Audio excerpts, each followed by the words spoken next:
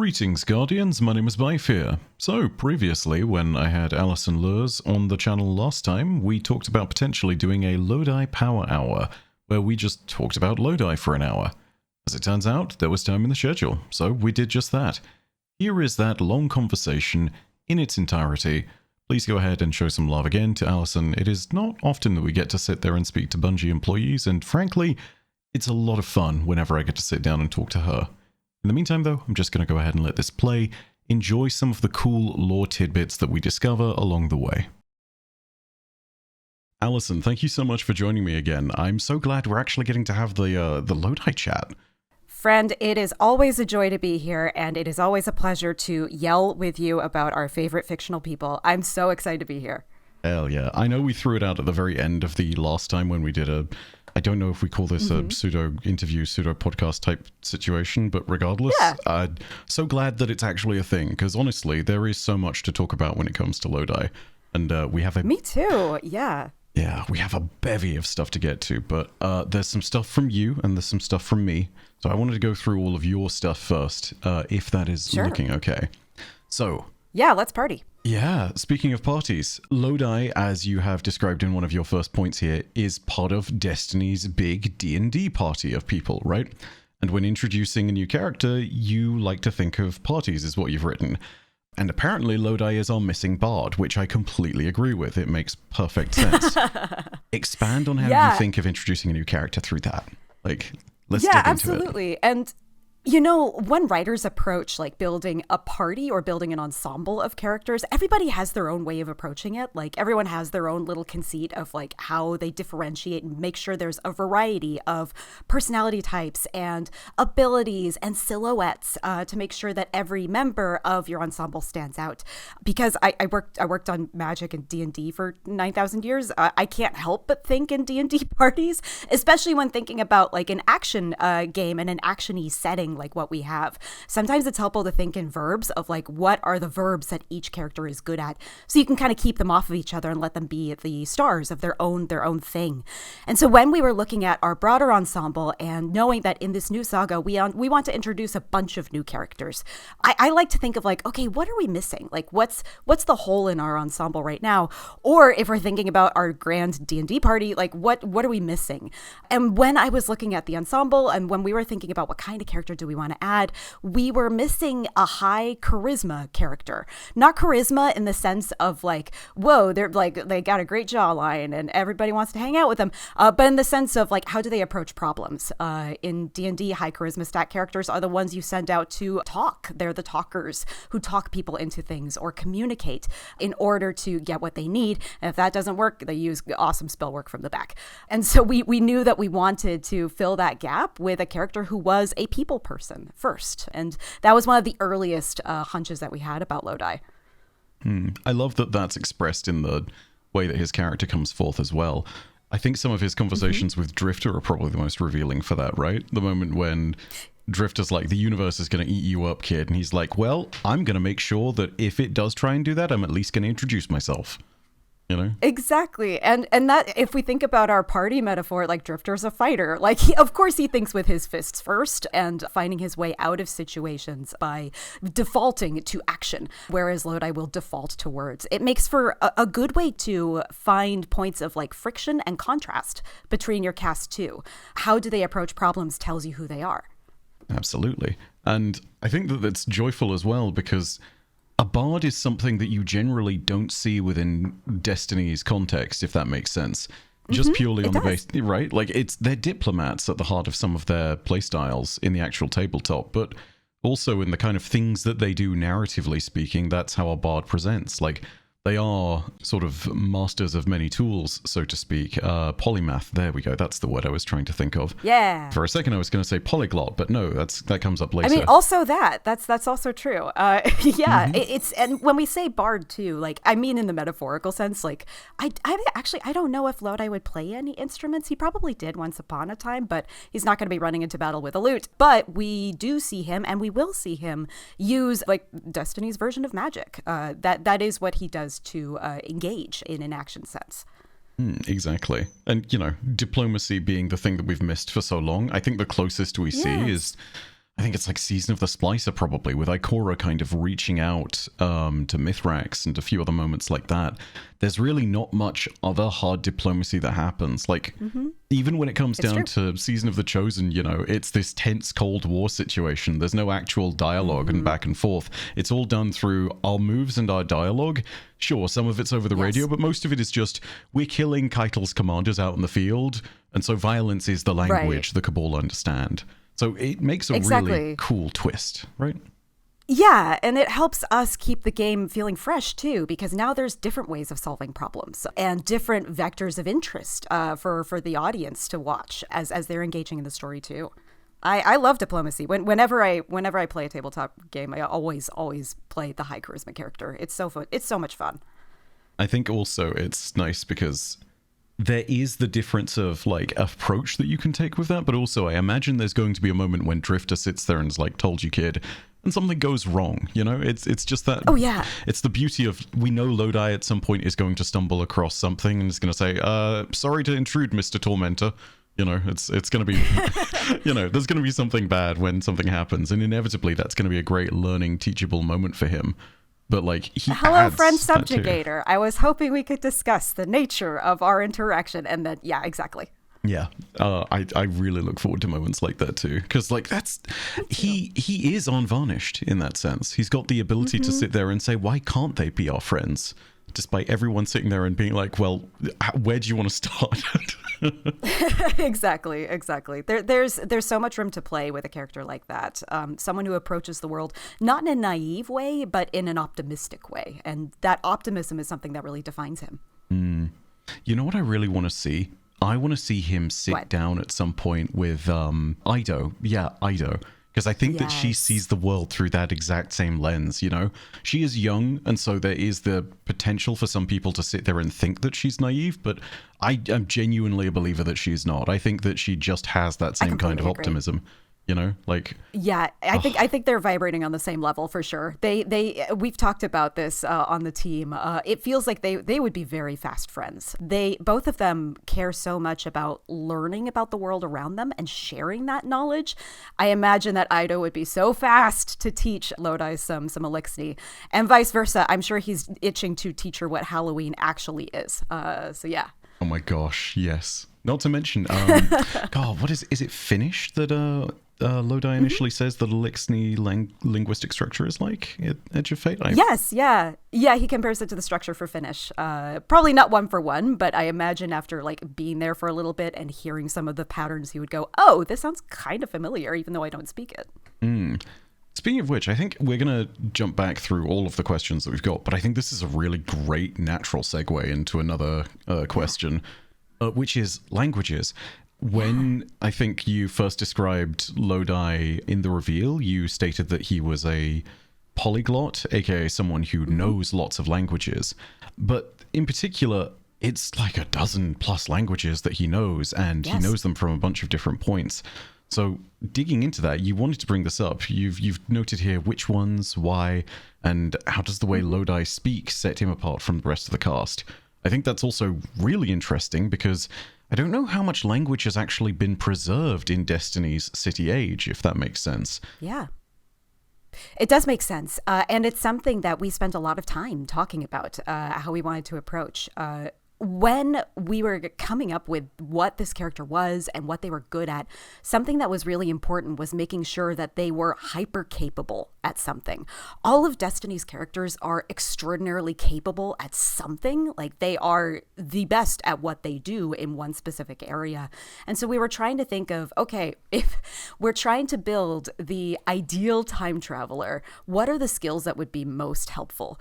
And language was something that came up early in those brainstorms, that having a gift for communication would be extraordinarily helpful if you were yanked forward a huge amount of time into the future.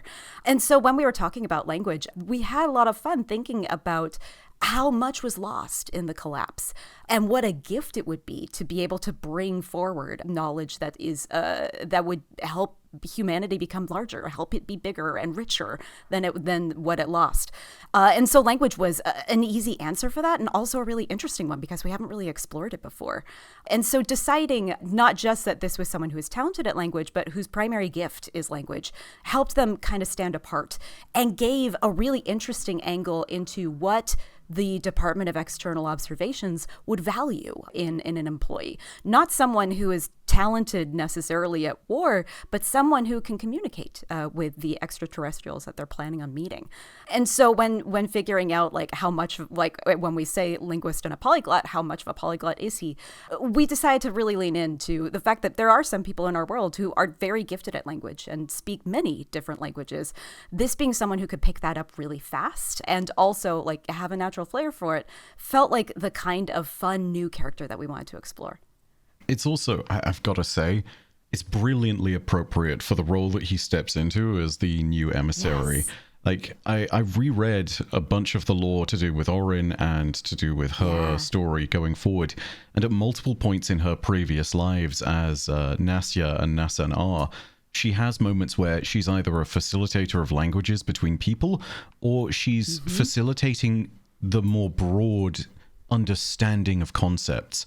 So when she's unawoken, it's the thing of she's an ambassador, and that doesn't God, translator is literally the word they use, but it's more of an ambassador because it's more than that. Yeah, like they have their own dialects within the lore apparently, but it's all the same language back in the distributory, and the idea is more communicate the concepts of what they feel, their real intention, go ahead and put your best foot forward diplomatically. And so it's exactly what Lodi is doing in that sense. Like, he jumps into this role as an emissary, not just fulfilling the linguistics part of it, which is exactly a one-to-one, but also he is, I mean, you know, even as 3 says, he is an ambassador, which is kind of a perfect fit. Yeah, and you're picking up exactly what we did. When we were reading through Orin's old lore and trying to remind ourselves of who she is, since it's been a long time since we've involved her actively in the story, the fact that she is a master communicator flagged to us that that is the role of the emissary. The emissary's role is communication. It is translation. That act of hearing these fourth dimensional beings and finding a way to communicate that to regular humans, that is the gift. And so as she was good at it, he should be too, and he should share those talents for connecting with people and also being able to connect with things that kind of aren't really human at all. And so we knew that had to be a key aspect to the role of the emissary. As for, I'm really glad you bring up the ambassador thing, since that is kind of similar to the way that 3 is referring to Ikora becoming commander eventually. That is similarly a role that he has not earned yet. That's a promotion that he hasn't quite gotten yet. And so we're getting a little peek at the future of where this character is going, even though he hasn't quite hit it yet. We wanted that to be a fun little pass forward for us. But yeah, when it comes to language too, we wanted that to be a core aspect of his personality, like what makes him him. And so him growing up in a trilingual house, we thought was the best foundation for a character who is as gifted at language and communication as he is. And building on that with the languages he learns, he picks up from the people around him. In the lore tab for Moirai, we list through how he learned his first, I think, like 4 or 5 languages, some to varying degrees of success. He learns English, German, and Spanish from his parents, from his family, and he picks up Polish from his high school girlfriend, which I love, and picks up very poor French also from high school. I imagine he's still kind of crappy with French. And from there, he's got a knack for it. I imagine he always has a list of like what he wants to work on next. Welsh, I imagine, was picked up in whatever war that he was fighting. We don't give the specifics on that on purpose. And we can get into that later when talking about like how we want to treat history and how we want to treat Earth's past in Destiny's world. But of the languages too, there's 2 others that we don't name on purpose because we're leaving those open for us if there's something fun in the future. And then there's 2 that are written only, and I won't go into those. Okay. But you can probably infer. Indeed. I will also say, to pick on a slightly different point within all of that as well, Yeah. It's another point of sitting there and saying like, oh my goodness, I'd love to know what this kind of conversation in this room would be like. But the Yeah. communication aspect, and in particular the interpretive aspect with Hmm. beings that are greater than humans, is something that Destiny's explored before with the speakers. And I'm just now Yes. realizing that we're at this amazing crux where narratively, Lodi is actually not so alone, because figures such as No. Mithrax, Crow, and of course Micah 10, who is Mhm. probably the Yeah. most relatable of all of them, they all hear communications from the Traveler through their dreams or through visions, particularly in the Pale Yes. Heart. So it's this. I really look forward to moments in the story where inevitably that contrast comes up, because the Nine and the Traveler are very different, needless to say, and Yes. I feel as though there is a sort of strange fellowship, I suppose, is almost a thing of fellowship of people Mhm. who can speak to gods or hear gods at very least. And it's almost a joyous thing to sit there and recognize, like, even in Lodi's moment of being transported forward, he's not really completely alone. He's not, and I'm so happy you're picking up on that camaraderie. You're barking up the right tree. We thought a lot about how to differentiate how the traveler speaks to people and how the nine speak to people. The easiest differentiator that we've kind of landed on is visual versus linguistic communication. When you talk to the nine, you are speaking in metaphor and concepts and like words that aren't words, but ideas rather. When receiving messages from the traveler, you're right, it's mostly in dreams and visions. It's seeing things and trying to understand through that lens. And so we wanted to make sure that when you're talking to the nine versus when you're hearing something from the traveler, it's a very different experience. It feels very different. But you're right, it also feels kind of the same. And in that there are people who can do both. I am so excited for Lodi to meet Micah and to meet Mithrax and to meet these other people who have all had very similar experiences. I imagine that would make him feel less alone. Mm. And oh, seriously, the joy of being able to sit here and just contemplate that conversation as well. Mhm.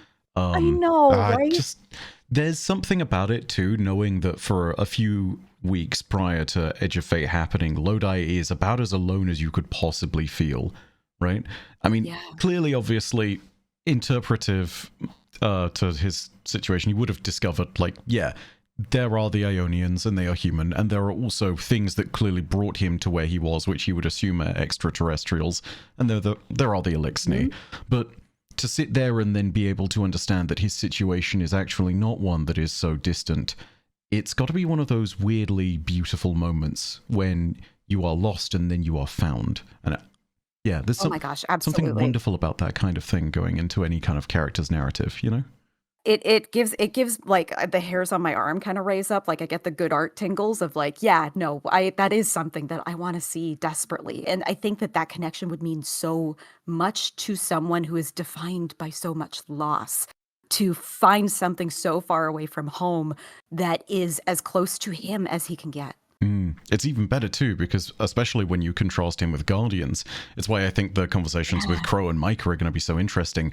The loss is completely different. Lodi remembers everything, and his loss is of all of his life that he used to know. And in a certain sense, Guardians have had that experience too. And in Micah's sense, she has Ah, this small window into the world that came before in her previous mhm. life. Crow, of course, understands everything that happened Yep. before with Aldrin. Yeah. Yeah. And weirdly enough, they are the ones who are able to actually stand out from the crowd by sort of doing that. There's very few other Yeah. Guardians who actually have that ability.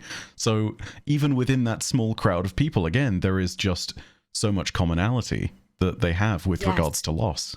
Yeah, and yeah, when we were creating this character, that was something that mattered a lot to us, is making sure that even though he is a fish out of water, that he still belongs in this world and belongs in this cast, that there are connections between him and others that we could forge.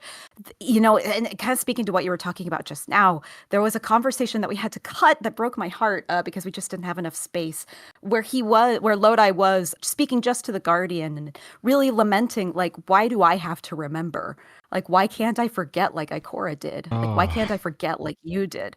And it just kind of really living in that little sad moment for a bit before telling us like, you don't need to hear this. I'm sorry. Let's keep going. It's really fast, and we didn't have room for it. But I think that that jealousy of why do I have to suffer and remember everything is both his gift and his curse, because he has the pain of having to live with all of that loss and has this incredible gift that he can give back to humanity to help regain so much of what was lost. Mm. It also makes, I'm going to bring it up because it's too good not to. Third iteration is one of the more profound moments within Edge of Fate's writing. Kudos to the team for that, because there are occasionally moments where you sit down and you read a piece of lore and you're like, yeah, this defines a character or an arc. You know, for Oryx, it's, at least for me, it's part of the Books of Sorrow. It's the fall of Taisha Beth. For Lodi, it's third iteration. And it's, you know, the moments like these are fantastic. So, switching tack just a little bit, one of your questions here involves a word that I know we may need to define because some people may not have heard of it before, but the word is blorbo. So, how do you make a blorbo? What is your exact writing for this is, what is the source for making characters fans and players go nuts for? So first, what is a blorbo? And secondly, what is the secret source? Sure. Blorbo is a term from the internet for a character that you absolutely adore, like someone that you want to protect, a fictional person that is yours, that you are obsessed with, like someone that you have a deep connection with that is a fictional character and it's not real. It's a fun, silly word, but also for creators, I think it's important to understand the relationship that your players and fans have with the characters that you put out into the world, the gifts that you give. So when thinking about creating a new character, I always like to aim for, how do I make a person that one of our fans is going to fall in love with, like someone that they are going to really connect with and want to spend time with. And to me, that kind of breaks down into three parts that we aim for when creating a new character. The first, and it doesn't sound like it's helpful, but it's really helpful, kind of part of that recipe is making sure that when you're developing a character, they should have a problem that can't be solved. Something that is perpetual in them, that is always not necessarily going to be a flaw, but maybe is something that isn't going to be fixed anytime soon. That gives them something to kind of run up against. For Lodi, he's a martyr. He will sacrifice himself to make sure someone else doesn't suffer. That is an inherent part of his character. It's never going to go away, and it's always going to give him some friction to run up against and some intrigue to build.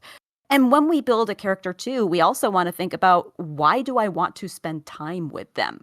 Note that that's not what do I like about them or what makes them a good person. We want to avoid value judgment, because sometimes when you're creating a character, you got to create a bastard. You have to create an evil person. And so instead, I like to think of it as, why does the audience or the player want to spend time with them? Why is it fun to be around this person? Or why am I intrigued by this person? That way, we know we want to make sure that you always have an investment too in showing up. Like, oh, good, this person showed up. I want to know more about them, or I want to protect them. And that notion of protection is the third part in our recipe.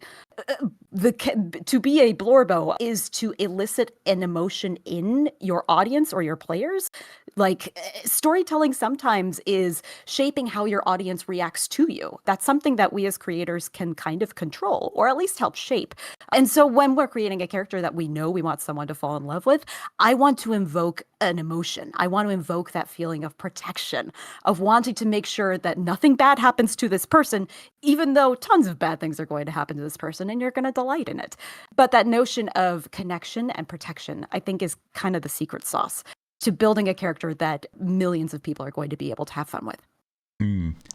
Okay, that's fantastic. I also think that it kind of brilliantly typifies everything when you take a look at who Lodi is and the character dynamics that define him. I also, picking up on the second point of that, I think his intrinsic link to the past and to the Nine is also something that makes existing in the same space as him so interesting as a Destiny player, which is what's such a great thing to tug on. He is intrinsically linked to the past, and yet through the Nine, he is also intrinsically linked to the future, and also the events of the present are the culmination of those two things colliding together. Unfortunately, to use a somewhat train-centric potential analogy. Oh, God.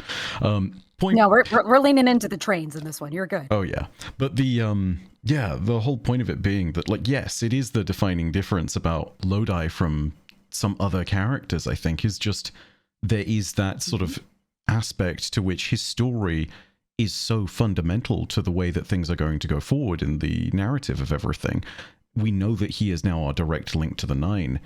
It's yeah, I think that that's actually kind of the genius part of him being the new emissary, which I know is not Yeah. like, you know, if you could connect the dots within the first few missions and you could kind of understand a few bits and pieces from the trailers, you could probably theorize that he was going to be the next emissary. But, you know, Oh yeah. actually seeing that then evolve in the campaign was a very different experience because you had no idea what was going to happen. Like at one point, Lodi is sitting there and he's just Mhm. talking about, you know, Wisconsin and how beautiful it is during summer and probably cheese curds. And in the next moment, he's a telephone for the Nine. And, you know, Mars is shouting through him, being like, as you have sustained us, you will sustain us. You know, like it's, Yes.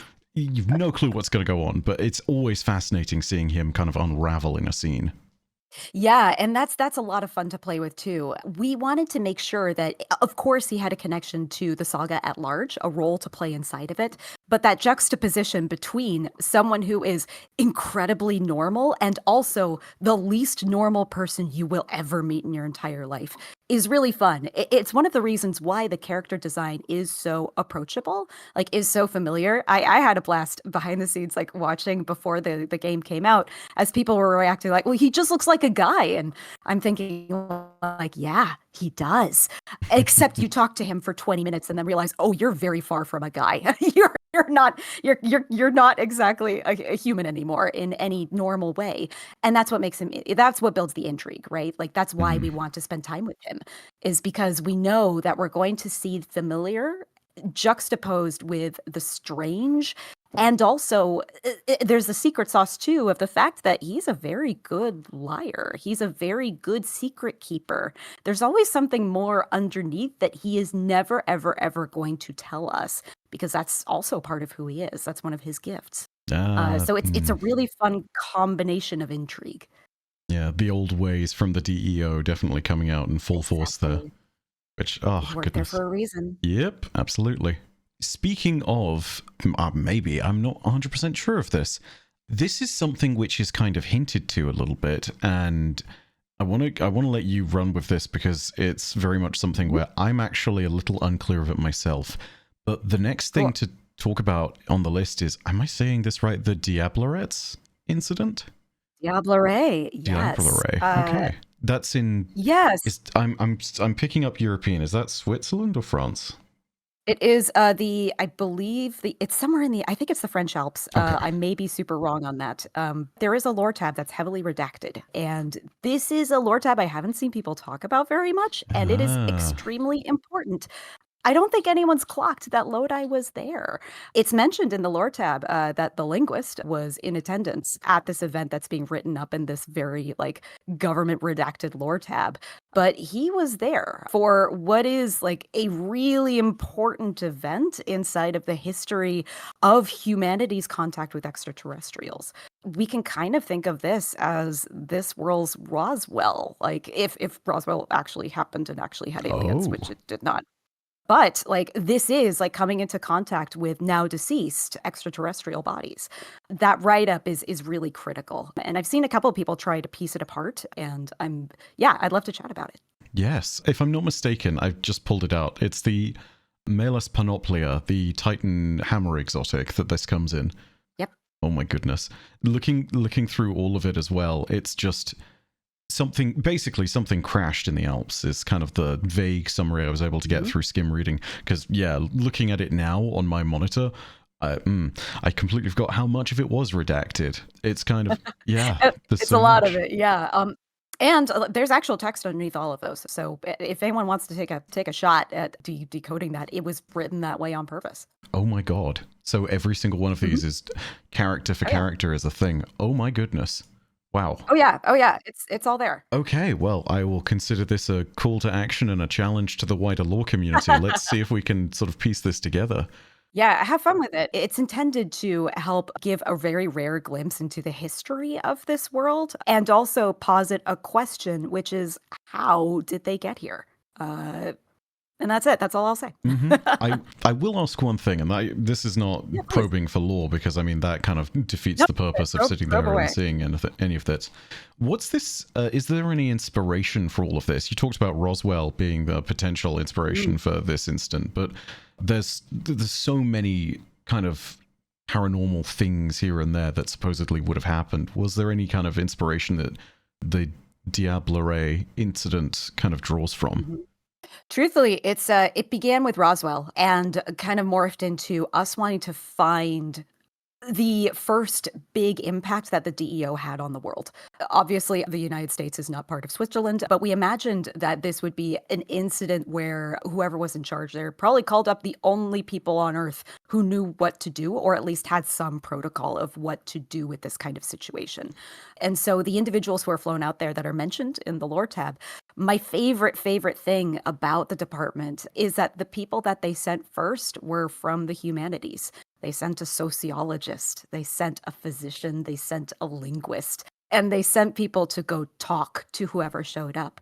There's like a little mention of like musical stimulus that they tried out. There's all kinds of things, but the notion that the department began as we are going to try and make friends is the most important thing about who they are and what they value. It fits perfectly with the notes from the collector's edition, which got eventually decoded by a bunch of people. I think it was Scarrow's community who initially sort of brought some of these pieces together, or at very least he's the first piece of content on it that I saw.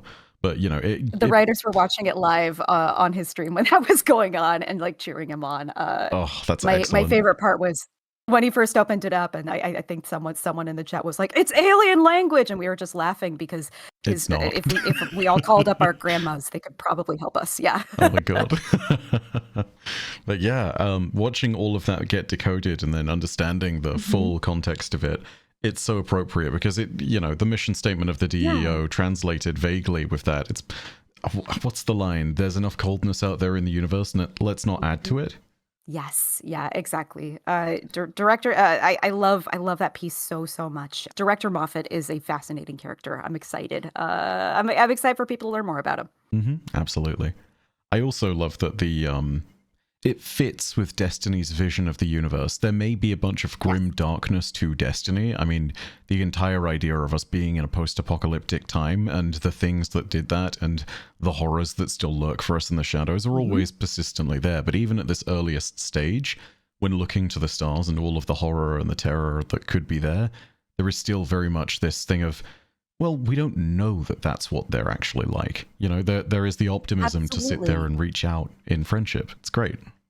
Yeah, absolutely. Destiny as an IP, like as a story, is such a pragmatically optimistic story. And we want to treat this world's past with that same vision of optimism.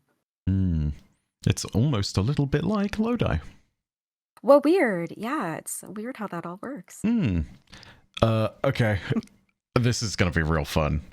Your note for this one just reads alt history. Woo! And I want to let's break it down. Alt history. Where do you want to start on that one? Any differences? Anything that jumps out in particular? Man, nothing that I want to say out loud other than just confirming that the history within Destiny, like pre-Golden Age, should not and does not exactly match up to ours. We're going to be so coy about exactly what that looks like and how that plays out. But I would encourage people to remember what I just said out loud, that we want to look at our past with as much optimism as we think of Destiny's story and future as well. But their history does not squarely match up to ours. And so playing the game of like, oh, on this date, so-and-so was at this place, it isn't going to get you very far. We wanted to give ourselves a little bit of wiggle room and also some room to play and establish some new stuff too. But you can probably guess at how we're approaching that based off of what we have and have not confirmed so far that happened in the past. Absolutely. And I also love that because it's something where Destiny in its lore has really not taken many stabs at it. To the best of my recollection, the moments where Destiny has sort of reached into the lore of the pre-Golden Age includes all of the events that surround Ares 1, and then one potential reference which is in Nezarec Sin, where it's noted that Of Hated Nezarec is a pre-Golden Age text, meaning that the Cult of Nezarec is older than the Arrival of the Traveler, which should be terrifying. But other than those two things, there's realistically like a complete blank canvas. And whilst we are able to sort of vaguely fill things with what went before, because Destiny is based on, you know, the tenets of our world prior to all of this, having an alternative history for these little moments is actually so cool. You get the ability to just tweak something just a little bit, and then it changes the dynamic of something going forward. It's exciting just to know about it too. It's going to be really thrilling. And it's been fun for us, too, to try and figure out what we do and don't want to say. Like, yeah, we'll confirm that Bobby Fischer existed in this world. We'll confirm that JFK existed in this world. But we're not going to tell you what war that Lodi fought in, or who he was fighting, or where he was stationed, or anything like that. But I think it leaves more room for the players to explore and just kind of have fun with this world in their minds, rather than feeling bound to the history of our own world, if that makes any sense. Absolutely. I will ask one quick thing as well. This is very much related to it, and obviously you're not going to name the war that's going on here, but Lodi did mention in one of the sort of side quests that he was previously a pilot. I just don't know what branch he was working for, I think is the only bit of ambiguity. I've heard some people say it was the Navy, but I don't know if it was Navy or Army or anything in between. Yeah, he was with the United States Army Air Forces. We leave it very open how old he is. We leave it very open which war this was or when it happened. But yeah, we think of him as a navigator, which means he also likely knew how to fly a plane in case anything happened to the pilot. We name the other members of his crew in Moirai, the lore tab there. That time was extremely important to him and how he developed as a person. His time in service, we wanted to treat with as much respect as possible. And we wanted to make sure that he thought of his time with pride, that this was something that meant a lot to him. And as he moves forward in life, that experience that he had stays with him too. Growing up in the country, I think we imagined his father as being able to like fly the family plane for whatever they were growing at the time. That's probably where he learned the basics. We imagine him as more of like a car kid growing up in the country than a horse kid. So he knows his way around machines. And also, as we know about him already, values service. So yeah, he's a veteran. It makes so much sense as well, just with the way that he interacts with the world, and even with the job that he lands eventually at the DEO. You know, from someone who was a serving member of the military and then onwards to becoming a linguist. It's just this sort of perfect job that you're like, this doesn't exist. My employment record couldn't possibly culminate in there's a job. Oh, wow. You know, that works out really nicely. Yeah, serendipity just arises out of nowhere, and all of a sudden you have the perfect job. It's weird when that happens. Yeah, and you're poking at one of the fun parts of his character is figuring out like which parts were him making choices and which parts were the Nine gently pointing him where to go. That's also something that we want to leave ambiguous for fun reasons. Absolutely. Okay, so I want to go ahead and ask a few further questions, but the first one I have is very long-winded, and it's all about Lodi and in particular perceptions. This gets into some very deep lore nonsense, but to cut it really short and hopefully cut through all of the jargon and nonsense, when Orin sits there and sees everything that's happening with the Nine, she, in a lot of the lore, is experiencing things in the way that the Nine do within the fourth dimension, right? And she's able to sort of perceive the big thoughts of the Nine. Within Orin, in the moments where she's actually allowing the Nine to talk through her, and with Lodi too in the campaign, the control is complete, right? Like, they are absolutely overwhelming, and it's not really Lodi or Orin that's there anymore. And I guess the real question is sort of, how big is the presence of the Nine within the minds of the emissaries? Obviously, it's retreated now somewhat from Orin, but particularly with Lodi's new eye after the death of 3, the analogy that I kept on going back to was the ship of Theseus, you know? It's this thing of Lodi is not exactly the same as he used to be, and there's now a question of, well, where does old Lodi end and new Lodi that is partly also the Nine really begin? You know, and with that in mind as well, it brings up a bigger question, which is, how do you treat characters who are basically vessels for greater entities within the world of Destiny, you know? And this obviously applies now, as we've talked about, to more than just Lodi. It also applies to Orin, but also to everyone previously who has been in some kind of weird category of speaker or dreamer. You know, where do the boundaries between the individual and the entities that are sort of beyond them really begin and end, right? Does their agency have a limit?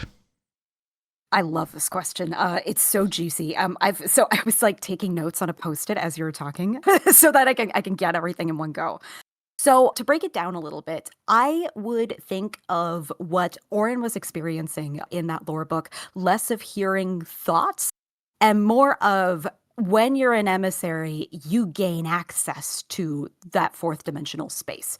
Like you're able to move partly into that same apartment building that the rest of the nine are in. And when you're able to like move some of your stuff into that apartment building, you're going to hear the rest of them having conversations. So it's less about like hearing their inner thoughts and more about you're hearing you're hearing the jerk in the room immediately next door to you, and they're talking super loud, sometimes at you, sometimes to whoever is right next door to them, but you can't really get away from that noise. And so when we think about our emissaries, we think in terms of active possession and just kind of like how they passively move through the world. In the case of Orin, she was being actively possessed more often than not. There was more often than not like one of the other nine straight up using her body as a way to speak. When that happens, Orin, the person, as we see in the lore book, kind of descends down into this like not active state of consciousness, but sort of like below it. Like you're sort of get out, like trapped in your own brain while one of these is using your body to speak. She's aware of it. When it happens to Lodi, he's aware of everything that they're saying too, but is not able to kind of swim to the surface and retake his own body. And so that active possession versus like what are they passively experiencing is really important to us as creators. We didn't want a situation where now that we have our best friend Lodi, who we love and adore, but he is being snooped on at all times, so we have to put like eye shades and earplugs on him so he doesn't overhear anything. That's no fun, right? Like we want to be able to engage with this character like a person. And so making sure that when he is not being actively possessed, he is not the nine aren't able to like overhear what we're saying or be omniscient about what's going on in our vicinity, if that makes any sense. So old Lodi is current Lodi. With the eye, with him becoming the emissary, it's basically us saying that this character is not quite human anymore, but it's still him. And that's kind of the torture part, right? Like it's still him that's able to do all this. He just has access into this this space, this realm with the nine that normal humans do not have access to.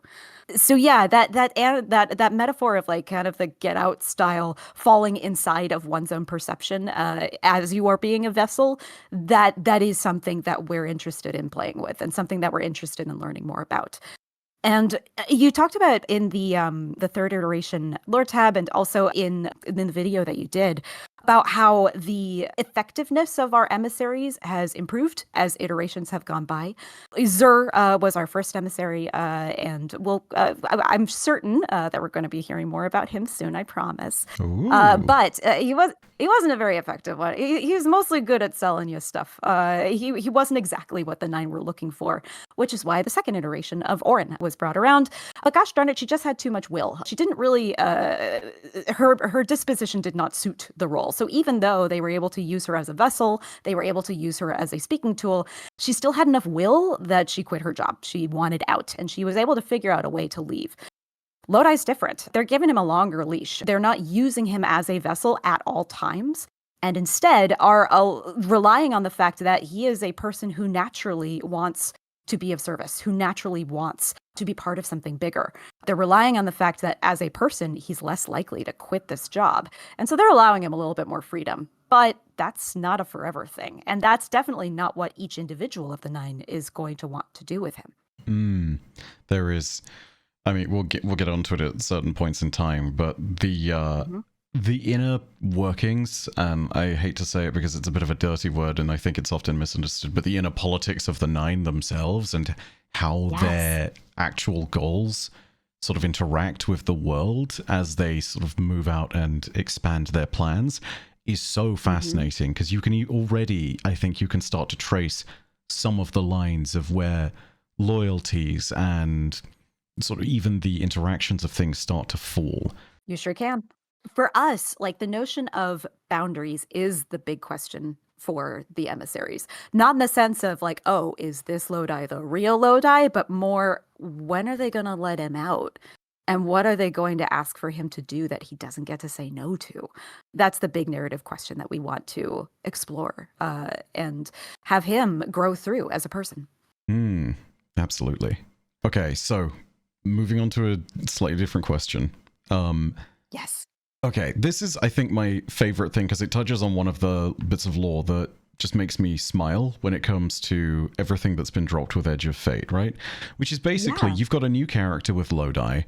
When you have a new character like him coming onto the scene for the first time, you obviously have the narrative that has been written within the campaign and everything that goes into the side content, everything that's voiced, everything that's written as a part of quest dialogue, but then there's also the written bits of lore. And I guess the real question is, how do you choose what you're going to write lore about when it comes to a new character? So just to really briefly name a few of them, you've got things like Third Iteration, you've got Morai, which is mentioned, technically the Titan Exotic as well, which goes over the Diablere incident. The big one for me, though, is just there's little moments such as his interaction with Saint 14, you know, which is the musings of, hey, you know, I'm sorry I had a bad first impression of you in the past life that I lived, our people were in conflict. And I guess my real question for all of this is just, what is the thought process behind how you choose those particular lore entries? What is the goal for establishing a baseline for a new character in that regard? I love this question. So I'll speak broadly to how we decide what goes in lore versus what goes in game. This is going to sound really dry, but like priority for information that goes into the play experience itself should be stuff that supports the primary story. Like if it's supporting the critical path and supporting the story that you're trying to tell as efficiently as possible, it should go there. When we think about lore, I like to think of what are the things that aren't quite critical path enough to make it like on that part of the game, but still are important enough to flesh out the character and how they see the world. That can fall into a bunch of different categories. That can be important information about who they are as a person. It can be world building information that makes the world feel larger. Sometimes we use that with one-off characters to introduce like a fun moment that makes the world feel a little bit bigger or maybe posits a question for later. Sometimes we use that really economically for paths forwards. So information that you need to know now, or if you learn it now, you'll be rewarded in many months when the next expansion comes out with that knowledge. For Lodi and for a new character, the goal is to help players get excited about a character. And so that means both educating you on who they are, what they care about, but also how they interact with the rest of the cast.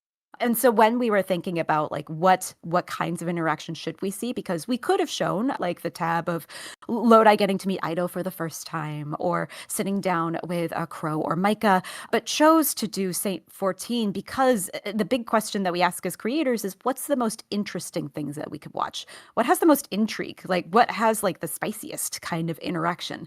And if we knew that we wanted to maintain something that would help the 1960s feel like the 1960s, which is the Cold War. That does feel like something that should have happened in this world as well. And so if that's true, then what happens? And the obvious answer was like, well, what if these two met and this guy heard that accent for the first time since he got here and had a moment of, oh, shit.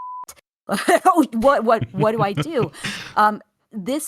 This allows us two things. It allows us to see how they interact with our ensemble, and it also teaches you something about the character themselves, because we get to see a little bit of Lodi's prejudice and watch him overcome that in a brief moment because of one of our ensemble members' kindness. Everybody loves Saint 14 and knows that he's the nicest dude on the planet. Of course, he's going to approach this with open arms. I love finding opportunities for moments that help kind of poke at the reader a little bit and our own assumptions. What prejudices does Lodi have that he moves into with this world, and what doesn't he have? So yeah, we chose to have that moment of conflict because it's interesting and leads to a moment of mutual growth for both characters. I think it's also just reflective of even the growth that he's done in Edge of Fate. Because, I mean, he starts that campaign and then instantly sees Ikora and he's thinking to himself, oh God, why is Nella here? What is going on? Yes, yeah. And so he's had that moment of understanding that he's in a completely different place with a completely different context, even if the people around him are still human. They are more than human in the sense that some of them are Guardians, some of them are Ionians, and humanity in the sense of the City Age is kind of post-traveler humanity where everyone lives for 300 years. Like, it's just not the same. So it's just all culture shock, right? So he's already had that moment to sit there and be like, all of the old stuff that I thought mattered doesn't matter anymore. And after getting over the thing of sitting there and being like, okay, the world is not doing this deliberately to torment me, you know, I imagine that it's a great moment to show that growth with Saint 14 in particular, because again, he lets go of what would have been probably one of the bigger prejudices at the time, which is, you know, oh my God, you know, Russia to US, big Cold War dynamic there, and just lets go of it like that. It's a real awesome moment to sit there and see a character grow like that, even in the space of a single expansion where they've been introduced, you know? Yeah. Oh my gosh. And like that act of growth teaches you something about this person's innate character, which is like one of the biggest values that Lodi has is openness. He's open to new experiences. He's open to new ideas. I think that's probably the main reason he was invited to work at the Department of External Observations is his openness to going like, yeah, I'm going to roll with it and not be thrown off by this. When we were talking about what values we wanted to instill in the character, that was kind of the most important one, is making sure, I think the way I wrote it in the original pitch for the character is that he's up for anything and down for whatever. He's not going to move into a situation with preconceptions about what it is. And with those preconceptions that he does have, he's able to move past it pretty damn fast because he is so open. I also kind of want to flag too that like in terms of like what preconceptions that we're going to show in the game, remember what I said earlier about optimism in our history as well. We want to look on the past with the same kind of optimism that we do as the future. With Lodi, we want to make sure that we're looking at his vision of the past with optimism. Mm-hmm. Absolutely. Okay, next question I've got to ask. This is a little bit blunt because it's me just literally sitting there being like, hey, let's expand on this lore and like, what's a good answer to this? But I'm going to go ahead and ask this anyway because I think it's really interesting because it relates to ESP or extrasensory perception, right? Which comes up when Lodi has a moment where he's sort of interacting with ghosts and he recognizes that he can sort of sense this humming, this vibration that comes from them. So the first thing I should sit there and ask is, if you can answer, should we pay attention to that in the future? I know that's, again, really cheeky to ask because it's literally sitting there and saying like, hey, please give lore. And if the answer is no, totally fine. We preserve mystery here too. But the second thing, which I think is definitely something which can more openly be answered, is just what's the thought process on how much power you give to a character like Lodi? Clearly, he is not paracausal. He is not sitting there and, you know, using a golden gun or throwing a Titan barricade up at any particular point in time. Sadly, yeah. But, you know, he still has a degree of power thanks to his connection to the Nine. And it feels as though the choice of how much power to give him as a fish out of water, as a new character, but also as an emissary, was a really delicate and well sort of calibrated one. So I guess the question is, how far out do you spool that metaphorical piece of string when you sit there and then say like, okay, this is long enough, you know? Yeah. So answer to the first one is it is both intentional and extremely important. And that's about all I'll say about that. Yeah. Okay. The connection between like the Nine and paracausality is important. And that's about all I'll say on that one. Yep. For the second one of power grading and power scaling, I love this question. We want the experience of Lodi discovering the world to be in line with the player discovering him. So he should be learning more about the world outside of him, as well as what he can do with his new abilities at the same rate that the player is learning about him as a person. And so that's why we begin very intentionally with, here's Lodi, he's just a guy. He's a guy wearing glasses who exists in the world. And by the end of The Edge of Fate, realize, oh, you're kind of you can do a lot more than just be a guy. We see him begin to understand how to look through the valley of time and see the future in very accurate ways. I'd love to talk about his premonitions if we get time for it, because those are really fun. We were very careful with those and had a blast with them. But we know that he can also do, he can do other things too. We know that Auron can float. She can defy gravity. That means that Lodi can probably do that too, and we get to see him do it exactly once during the council meeting. But that power scaling should be a gentle revelation. We begin to see that with this release. When we see Lodi again, we're going to see him grow and be able to do more of what the 9 can do. So looking through the 9's power set is probably a good hint at the future for what he'll be able to do, what he'll be able to tap into.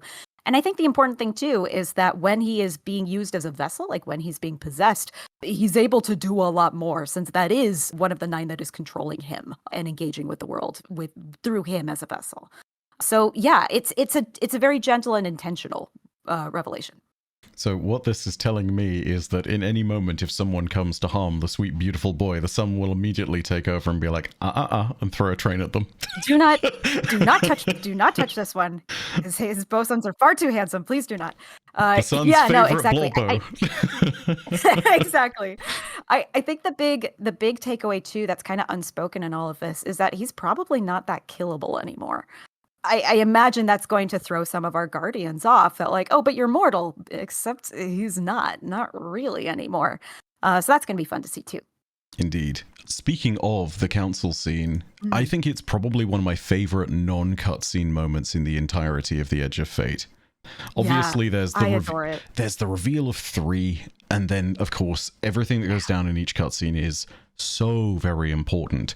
But the fact that we get to see all of the 9 interacting for the first time is a absolute joy. I say all of the 9, all of the 8, sure. We'll call it at that particular point. All of the 8, except for the dead one. Yes. Indeed.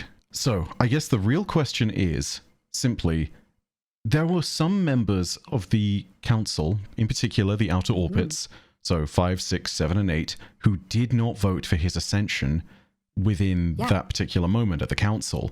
But the real question then is, does he still work for them? And also, because in those moments we can see, thanks to Orin, as we talked about before, there is a little bit of the sort of in the apartment moment where he can hear through the walls, and sometimes he's being spoken to, and sometimes he's just hearing it. Does he get a look into the sort of interplanetary / personal / fourth dimensional being politics that's going on between the members of the 9 as an emissary? I love this question. So let's talk about the vote. The vote ends in a stalemate, 4-4. And the charge at the end is you got to go find 3 in order to get their vote. We intended it as an implicit vote from 3 in the affirmative that Lodi should be the emissary, in that 3 uses Lodi as an emissary, as a vessel in that moment. So yes, he more or less gets the vote in the end. He is officially the emissary. He's now the emissary for all of the 9. In that action. That's kind of why he has that monologue at the end about feeling like, okay, I've done it. I've got 2 feet in 2 worlds. And so he is the emissary for all of them. That means that all of them could use him if they want to, for whatever their goals and means are. As for if he can like overhear like what their machinations are, that's a really good question. I want to leave the answer kind of open and not really give a firm one either way, just because we don't want it to be a situation where he's hearing everything that he's doing, because then that's no fun for us. But we also want to leave open the door that maybe he does, or maybe he gets a sense at the conflict that is happening between all of them. Since he has access to that apartment, he probably has to deal with it at some dimensional level in ways that intrude on his daily life. But I don't think it would be accurate to say that he's like aware of every conversation that they're having. I appreciate that answer, and I think I appreciate the approach too. As Jed Bartlett from West Wing would say, real power is knowing when to leave something on the table, right? Bingo, exactly. Yeah. You mentioned premonitions. We have plenty of time. Let's talk premonitions. Yes. Please go right ahead. Yes, let's talk about the future. So we had a lot of fun being able to write these premonitions after we knew that the cinematics were done. So knowing like what the like cutscenes that we were showing were going to be, we were able to kind of reverse engineer those into really satisfying moments of premonition super early on. So if you're playing through the Man Out of Time side quest, you get to hear Lodi say like, hey, I can see the future a little bit. I'm seeing a robot leaning backwards. I'm seeing an eye. We had so much fun trying to find ways to make those moments of like, yeah, no, he super saw the future. Like that absolutely happened, but he would have no idea what he was looking at. We had similar fun in, I think it's the Meltdown mission that we get towards the end, Criticality, Mm. where 3 shows visions of disaster. And choosing which disasters that we showed were really fun. We wanted them to be one that players would not have seen because it was the beginning of the collapse when Brooklyn would have been destroyed. We also, I slipped in a personal Easter egg. The next vision that we see is of a bear boiling in mud. If you look Whoa. at my Twitter and Blue Sky picture, it's me on a backpacking trip through Katmai National Park. The Nova Repta Katmai eruption of 1912 happened there. It was the largest eruption of the 20th century. No humans died, but a lot of animals died. And when we were backpacking through there, it's about 200 or 300 feet of ash underneath us. So it kind of Whoa. looks like you're walking on Mars in this gigantic valley. And you can't see trees on either side of the valley. It was all just like totally smothered. But getting a glimpse of a disaster that most of our players probably aren't familiar with, but still had a nice evocative image of a bear boiling in mud, sounded like fun. And then Lodi gets a glimpse at the meteor that killed the dinosaurs. Yes, he got one little glimpse of the meteor that would land at Chicxulub. So yeah. We had a lot of fun with visions and premonitions here. Mm. And of course, when it's a premonition, obviously it's happening in the future, but is that the future relative to Lodi in the 1960s, or is that the future relative to Lodi in the City Age in Edge of Fate? That's a good question. Depends on the glimpse of the future. In the glimpses that we get here of like the ending of the campaign, that I mean, he is the same person now as he was then. So he is, from his perception, still seeing that happen. Okay. I'm gonna need to listen back again to so many of those. I have to say as well, I do think that the premonitions are also really interesting as a vehicle for storytelling, because it's not just with the visions of disasters from 3 in particular, it actually tells you a lot less about Lodi in that moment and a lot more about the individual who is sort of communicating on the other end. It tells us a ton about what's going on with 3. The fact that they are in distress at that particular moment, or rather have experienced distress and died, and as Lodi is trying to reach out, he's getting a sort of a piece of that distress. It's so telling, and it's such a brilliant kind of like, I mean, premonition is indeed the right word for it, but it's a great primer for you to sit there and be like, something is wrong with 3. This shouldn't be the way it is. And by showing us those visions of disasters, it's like 3 is trying to communicate in a way, this is what's about to happen. Not even necessarily in this release, but with my death comes only disaster. Here are examples of the disasters I can think of that hurt me the most. And like that, what 3 prioritizes in telling us, I think should give us a lot of warning about what it means for one of the 9 to die. I need to go back and rewatch my playthrough of that on my drive and see what exactly it was that Lodi said in all of those now, because like I remembered Chicxulub because it's the asteroid that killed the dinosaurs. No, I think at the time being I sat there, I was like, what? What? Because if you've heard it at that particular point, you just know that that's what's going on, and that's fantastic. But I'm certain there are other points in that where there are other things that are brought up, and it's kind of a little fun paper chase at that particular moment where I'm probably going to be able to hunt down all of these different disasters and see what's going on there, Yeah, have fun with it. Katmai was dope. I love where we were able to go in Alaska. I'm really happy that we were able to sneak that in. And I think also the premonitions are just one side to it too, but the fact that this is a method by which the 9 are going to potentially be communicating ideas in the future is really great, because it's like you talked about at the beginning, communicating through metaphor, which I think is a lot more fun than just always, speaking sometimes is fantastic too, but communicating like this through metaphor is also just so much more fun because it's very ominous. I very much enjoy that. It's loads more fun. And we can sneak in a lot more stuff to make us look like geniuses in 2 years. So enjoy it. Yes. Because we're going to keep doing it.